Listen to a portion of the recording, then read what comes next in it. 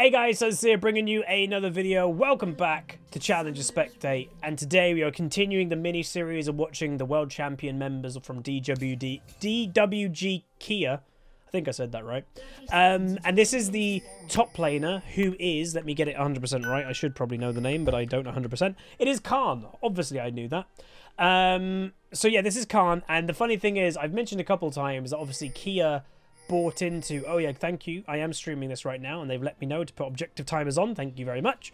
Obviously Kia, the car company, bought into their team, so they're now officially called DWG Kia, and 3 of the team members have adverts for Kia as their summoner name, but 2 of the team members don't. The mid laner doesn't and the top laner doesn't, so I don't know if Showmaker and Khan just said no.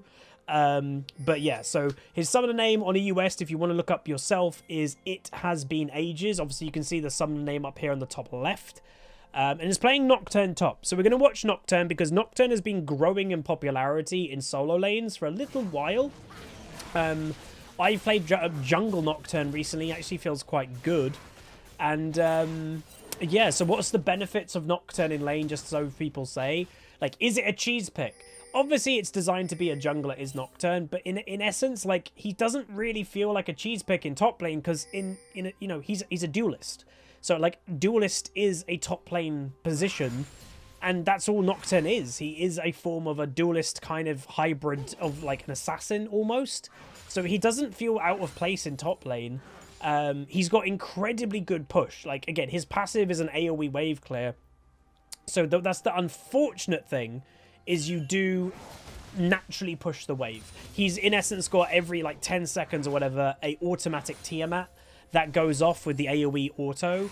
There's there you go. There's nothing you can do about that. So the playstyle a lot of lane Nocturne is mega push it in and then roam. Obviously your ultimate is a great roaming tool.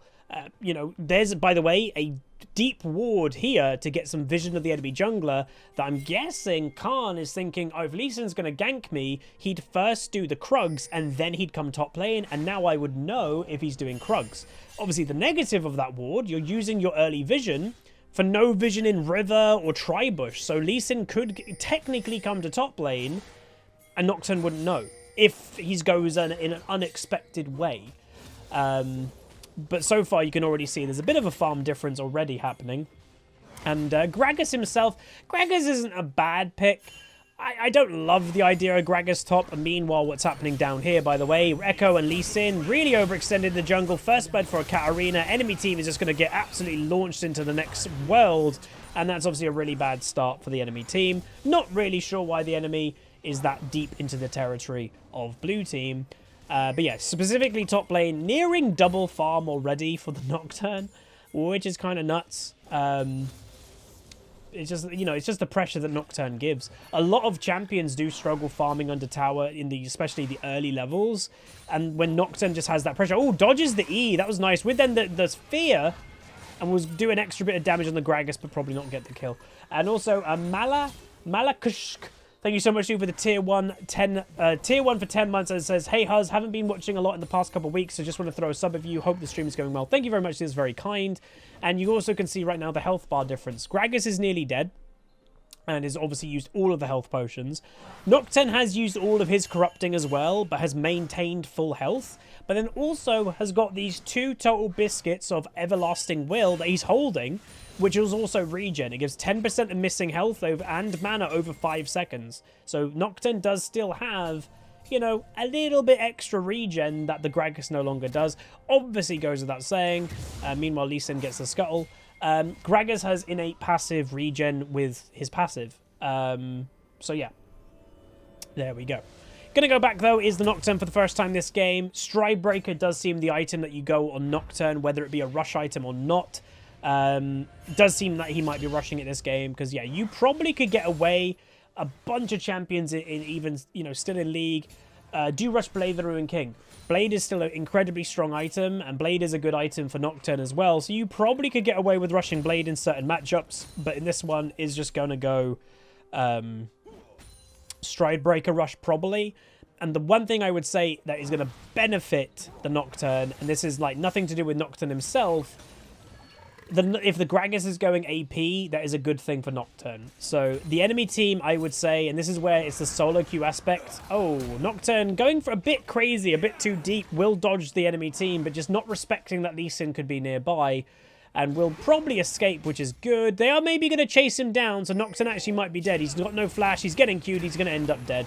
So that is where I would say that's a bit of disrespect that the Nocturne gave. Literally walking through the tower thinking he can just do that without any knowledge of where Lee Sin is. So even though a world champion, you know, one of the best top laners in the world, they're never going to play perfectly. So again, if one of the best top laners in the world does something like that, your teammate in silver or gold is also going to do that occasionally. So that also is why I like showing these games sometimes. It's the human element to good players. But yeah, the Gragas shouldn't be going AP in my opinion. Like, you have a Lee Sin damage, you have Echo damage, Kai'Sa damage, Pyke damage. What your team needs is frontline, and that's what Gragas could have provided, but he's not providing it. And yeah, worth also noting, Nocturne, someone mentioned earlier, he does have innate sustain as well. His passive and etc., you saw a big heal there. He does heal from that big AoE attack. Meanwhile, Lee Sin going bot lane. We just have a little looky. Pyke does get the the Q I meant, and the Lee Sin's in the air.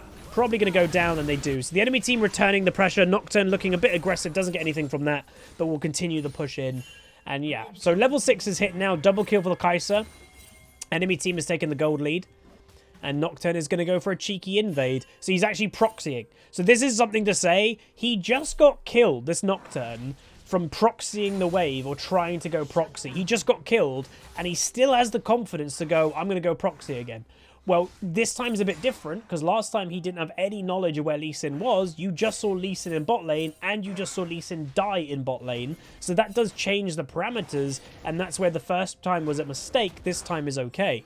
Red buff steal, though, is happening, which, that's a bit nuts. Like, arguably, the Gragas shouldn't really have allowed that to happen. If I was the Lee Sin, I'd probably be a little bit salty about that. Because, you know, an early buff, Lee Sin's not level 6 yet. That's a lot of XP. Meanwhile, the Nocturne ultimate, and this is what we've mentioned many a time already about Nocturne, the strength of the pick is you push your lane in and you roam. The way that I would kind of explain Nocturne weirdly, well, he's kind of like a Katarina. I guess that's what Katarina can do.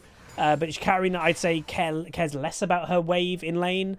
But also, he's kind of like a more aggressive Shen, where Shen will ult to help people and shield them. Nocturne ults to kill people.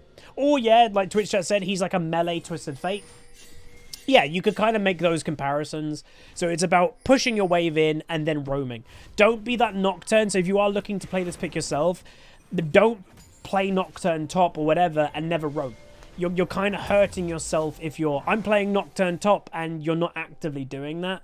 It's part of why he's so popular. So his runes, we will go through them as he's gone back. So naturally, he's gone Conqueror, obviously. Presence of Mind, Tenacity, because again, he's an auto-attack based champion, so you do not want to get CC'd as much as possible. And then Last Stand, because he's expecting himself to get quite low health occasionally. And secondly, he's got Inspiration, which is Biscuit Delivery, Time Warp Tonic, and then Attack Speed, Adaptive Damage, and Magic Resist. So there you go.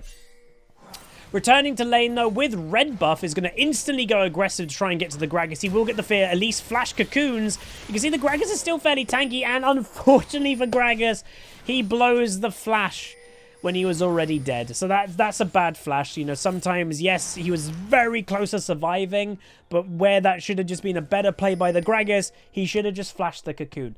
If he was thinking that he would be close to dying, just flash the cocoon, then you're completely fine straight away. So holding it would have been a little bit too greedy. Because worth also noting, this is a challenger level game. The Gragas definitely had the reactions to use flash at the right time. But I presume it was more that the Gragas probably didn't think he was dead, rather than like, oh, I'm not going to use flash in this situation. But yeah, morning everyone, if you're just tuning into the stream, by the way. So again, this is why I've never liked Rift Herald. The tower was in still a pretty healthy spot. And one Rift Herald, the tower's dead. Like, I just don't like that, like, personally. Let me know what you guys think in the comments. Like, what is your big opinion? That could be the question of the day for this video. What is your opinion on Rift Herald? Do you like it, dislike it? Let me know. Good Gragas ultimate. Good bit of damage there. But now the Nocturne, very low health, will go down. Did use his ultimate, but a bit too late. And I think that, again, we have seen a little bit of disrespect from this Nocturne. When we saw Nocturne try to proxy back here, But then also, you know, getting ulted into the tower, being a little bit too close. You know, again, not perfect play is what we're watching. And that's, again, okay. You don't have to play perfect when you're a human being. You just have to play quite well. He's still 20 farm above his opponent. He's still applying so much pressure into this game. As long as he doesn't let this Gragas get fed, he'll be fine. But, yeah. Alright, so Stridebreaker, by the way, has been completed. With then also Tier 1 boots and Ruby. Ruby might be for, what would he go? Either Asterix, which is actually quite tanky, or he could go like an Edge of Night if he didn't want to, like, if he wanted a double spell shield, if he wanted to do that. But yeah, so mid lane, Katarina goes down, Echo just survives. Obviously, this is the typical Katarina play of right now, that you don't even need flash on the champion. And Nocturne's going to continue top. He might, again, what we said earlier, he pushes the lane and he roams. So he's pushed the top lane. Gragas now is top, and there's grouping going on here. So maybe Nocturne is going to look for a pick or a grouping opportunity. Obviously doesn't have ultimate up because he used it just before he died, but it's up in a minute. So what he's going to do instead, he's going to teleport. Gragas is coming in, Katarina teleport, Nocturne teleport, Echo teleport. A lot of TPs. Nocturne going to wait for the Echo. Yep, Nocturne flashes straight into the Echo. And sorry, Echo flashes into Nocturne. And there we go. So arguably Nocturne, you know, it's worth also saying he probably didn't need a TP there. It may have been more beneficial of staying mid lane, get the mid lane turret and plates and stuff. He probably would have got more gold from that. But obviously it worked out because he got the kill from Echo. And now they're going to get tower plates. And does Nocturne care about this? No. Literally, Nocturne will give no cares that Gragas is getting some plates. Nocturne is benefiting way more right now in terms of gold, team pressure, everything is in favor of this Nocturne's roam over the Gragas staying top. And by the way, yes, it does look that this Gragas is committing to AP Gragas, which I said earlier, I think that is a mistake. Also, he may have overextended. He is actually down on XP is now, Nocturne. I don't think it's going to make a difference. Again, just the way that the game is nowadays. By the way, no tower, remember. He's going to ult, maybe? Or no, he's not going to go for it. At least having some DC issues. Pike coming up to top lane. Spell shield incoming. Doesn't use it. Has it on cooldown, actually. Or no, he didn't. He just used it late. That was weird. Enemy team might look for the dive, which I don't think would go well for them. Unless there's an enemy right here for the dive, then... Yeah. But there we go. Nocturne will survive. Maybe even not go back. Lee Sin top lane. He's blocking vision for the enemy. There is also vision here. Lee Sin kicking. Katarina in the area with the fear. Will get the kill. And yeah, I'd say the enemy team were a little bit desperate about that. Maybe a little bit too desperate. And now Nocturne also... Echo near the tower. Set's going to go aggressive as a support. See if he can find him. And again, the funny thing with Echo, it's actually sometimes hard to get away when you've got ultimate up. Because people can just follow his ghost. His, like, Echo, which is obviously literally what was his name's after. Just follow that and you know where he is. Which is kind of funny. So Elise is actually this side and Echo might just walk directly into her. Cocoon does land it. Katarina aggression and there you go. This Echo has seeming to have a bit of a problem with being into the enemy territory a bit too much. He's 0-5 right now, getting absolutely demolished. And yeah, they kind of started from this play when they were all in here at like 4 minutes in. A little bit weird. Right, so XP advantage still going to the Gragas. Nocturne, you can see the XP bar, by the way, down here. That's the XP bar, if you see that in the bottom left. So Gragas has got a decent amount of XP lead over Nocturne right now. And also Necron 4500, thank you so much, Stu, for the brand new Prime. Gragas ultimate misses, and this is now the problem. Can Gragas get away from the Nocturne, who's going to have the speed up Q? Okay, so this is the point. So, Nocturne was winning that fight, everybody. Why did suddenly Nocturne turn around? Because the Gragas gave it away. Flashes, nice spell shield, though. The Gragas gave away that there was someone else. Nocturne was winning that fight, and then suddenly turned. The Gragas turned. Why would he turn around? Well, he's turning around because he's not alone anymore. The Nocturne knew that and started walking away instantly. So that's sometimes where, again, use the knowledge of like how the enemy team are playing. You know, the Gragas has already used his ultimate. He's scared of me. He's running away. And then he suddenly turns around. There's a reason for that. Always remember there's a reason pretty much for everything people do, especially the higher rating you go. You know, it's worth also noting the weird thing with like how League is in any video game. The lower rating you go, the more random it gets, and it's sometimes not, it's not about logic, because people are just like playing reactively or emotionally, you could say. But in Challenger, with these type of players, they're doing stuff most of the time methodically and for a reason. So you do have to remember that as well. It does change. Nocturne ulti coming in with then the double. That was a weird Tristana ulti. We'll get the kill, though, for the Nocturne on the Kai'Sa, but that was a weird Trist-ult. It was like the Trist was trying to save the enemy. Lee Sin going aggressive, doesn't get any kills so far. We'll just back on out of there, and there we go. Again, don't know if that was a needed set ultimate either. Enemy team might go aggressive, it's possible. And Gragas, for some reason, staying top lane. So it's a bit odd to me having a split push, like a hardcore split push AP Gragas. That doesn't seem very good. But that's what this guy's playstyle might be, I guess. And they are looking to break the mid. I don't think they'll break it right now. Obviously, Lee Sin just a few minutes ago got the Eye of the Herald, so they do have that in their back pocket, the enemy team. And this game is still pretty close. A 4-kill lead, 1 dragon each, but about just over 1,000 gold lead. That's not a lot. When you divide that, you know, amongst 5 people, that's not a lot of gold lead. Gragas might overstay here, actually. Can he get away? Spell Shield to not have be the slow, but won't go aggressive. Big play happening. So Dragon is still a little far away. Over 2.5 minutes away. We can see that in the timer down there. So I don't know. There's a grouping situation happening for basically no reason. Gragas is TPing. Kai'Sa gets caught. Gragas now TPing in. Remember, he's going to be pretty damn squishy because he's full AP. Going to look to the re-engage. Nocturne is already here. Gragas ulti coming in, but then gets cocooned. He's dead because, again, full AP.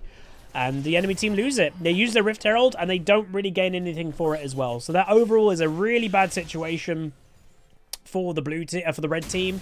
Also worth knowing, Gragas used TP there, but because Nocturne knew that play was happening, Nocturne didn't TP. He just strolled his way there because he could see the play happening. So he actually holds his teleport, which is a big deal. What that means is Nocturne, if he wants, could push this lane all the way in, go back. But then instead of grouping for the dragon straight away, Nocturne could go top lane, or Katarina can, I guess, and they could power like push top lane, get a lot of pressure to this tier 2, and then if Gragas would feel pressured of, oh, I have to go stop this, but then there's a dragon coming up, and then Nocturne's held his teleport for the dragon. So that's where you do want to hold your TP if you can. If you know a big play's happening, sometimes the better thing to do is just walk there. They're going for the Echo, sorry. Look at the burst. This is a non-burst build for Nocturne, technically, and they are doing quite a lot of burst, and they do end up killing the Echo, which, again, is a very nice kill. Echo's got a 30-second death time, and meanwhile, top lane, by the way, Katarina fighting the Lee Sin, low health bars for both of them, and Gragas was in the area. He ulted over the wall. Lee Sin, though, has to be careful, will survive with the W. That was close. Should know there's an enemy team there. Tristana should know that, because they just used the vision. But, yeah. Alright, so they're just continuing the split. So again, worth also noting, Nocturne is, I think we've made it clear, he's a relatively big split push champion, but he's not like a, how do I say, he's not like, I've always kind of made the joke of like thunk split push, like a Tryndamere and stuff like that, you know, they literally don't think while they split push, they just split push. Nocturne does think when he split pushes because his ultimate is about grouping and picking people in that instance. Yes, you can use your ultimate to split push. You can try to kill people in the 1v1 with your ulti, but the ultimate is such a powerful tool with team fighting. And I think a lot of people underestimate it. Blocking out vision and making less vision in a team fight is a big deal. Meanwhile, aggressive teleport from Nocturne. That's an insanely aggro TP on top of the enemy bot lane. Will kill the Pyke, and now the enemy team's on the back foot. Can they go aggressive? Elise is looking for it. Nocturne ultis, goes for the Gragas, who is dead with the Stride Breaker. Elise should have continued walking, but she didn't know he was dead. Right into the Lee Sin, or she goes. Elise gets the kill. Echo, by the way, in bot lane. Kai'Sa knows she's dead. She's going to go aggressive for 1 kill. Not going to get it, and there we go. Unstoppable Nocturne, 723, 160 farm. Really clean performance. Very, very nice. Baron is spawning in 30, but I don't think that'll be done right now. I think they'll probably head over to the Dragon.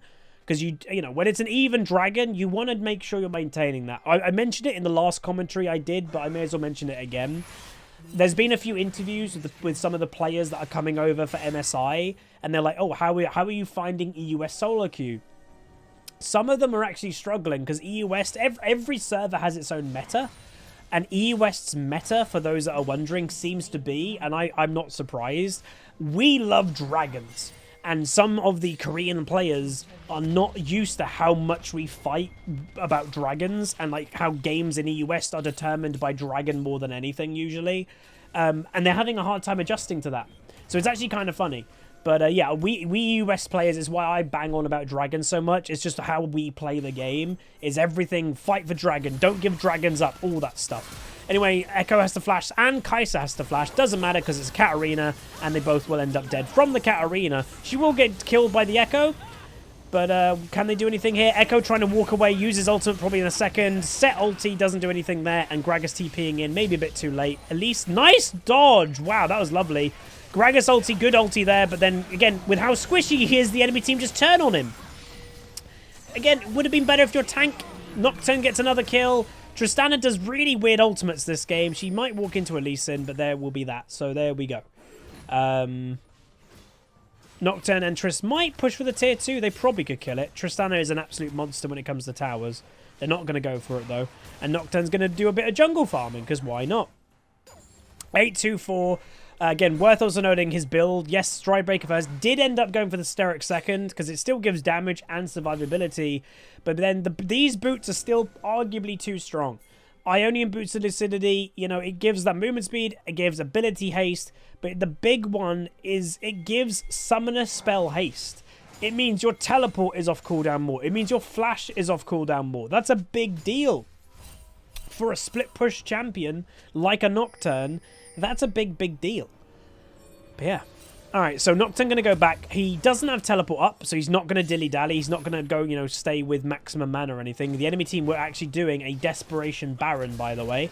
They very rarely work Desperation Barons. They occasionally do. But yeah, they were trying the Baron. Wasn't going to work in the end. And by the way, yes, Nocturne has now bought GA for his third item. Good item for Nocturne. We've spoken about it a few times. Why are there some champions that are inherently known about inting or feeding like crazy? We all know the ones. Yasuo, Rengar, Nocturne even. Because in their design, they have one playstyle. Nocturne's playstyle is go in. Look at that damage, by the way. That's not an assassin build and basically one-shot the Kai'Sa.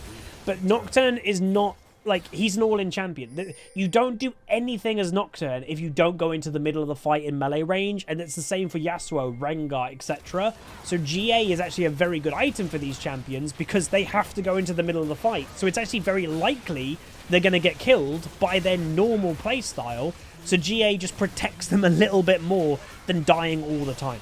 Because by the time a Nocturne engages, if the enemy team turns on him, he gets killed. By the time he revives with GA, in theory, his team should be on top of his dead body, protecting him then, in theory. So, yeah, that's why you should prioritize GA on some of these champions. Most definitely. So, yeah. Alright, so, continue split push. You can see Tristan is looking for an assassination attempt, potentially. Gragas looking aggressive on the cat, but I just, you know, it's a full AP Gragas build. I just don't think it's good. Again, his damage won't be bad, by the way. It's just this game, they haven't needed to have a full AP Gragas. They just don't need it in their comp. What you might find is this guy could be a one-trick Gragas, and he could be a one-trick AP Gragas player. You never know. So that's his playstyle, and that's all he's going to do. Alright, so I think Nocturne did a funky TP then. I don't think he got a kill. Which, again, not every TP is going to be amazing. And that's fine. And they will go together in mid and look to get the inhib, which is good. Again, we've spoken briefly about inhibs, that there are some people that I had it even recently in my stream. I think someone may got confused of going, oh, isn't it bad to take the inhib? It was 28 minutes into the game. An inhib at this point in the game is perfectly fine. Nice survival by Set. I don't think he's actually going to survive, though. So the point about inhibs, you generally don't want to really take an inhib around 15 minutes into the game, because it's very unlikely that you'll just end the game with that, because it's too early. Meanwhile, they re-engage, and he's just dead. So, yeah, the point is, if you take an inhib too early, you can't end the game, and then you'll just be funneling gold and XP into the enemy's base. Past 20 minutes, always take the inhib. Like, past 20 minutes, definitely always take the inhib. By then, your team should have a decent amount of money and pressure, and objectives are really important. Baron is available. So inhib at that point is definitely worth it. But yeah. Anyway, that was the game. That was Khan playing Nocturne top lane. Played it nearly perfectly, I would say. Yes, maybe was given a bit of a free lane having an AP Gragas against him, but had the split push pressure. But then also, as you notice, he's playing a split push champion. That doesn't mean he's always split pushing. He was very much grouped and involved in this game, looking for ultis, looking for teleports. So this is what I think a lot of players need to learn when they are split push players. You don't all the time split push. You do little team things with then also split pushing. It's a mix. If you're just split pushing, you'll very often lose your team the game. But this guy had the perfect mix of split pushing and grouping, and that's what you need to do. But that's going to be it. If you guys enjoyed this Nocturne top lane gameplay from DWG Kia Khan, the current world champion, top laner, throw a like on it, throw a comment. Again, let me know what you think about Rift Herald. That can be the conversation in the comments down below, and I will see you guys next time. Remember to subscribe and ding the bell if you haven't. It does help out. But yeah, I'll see you guys next time. Goodbye.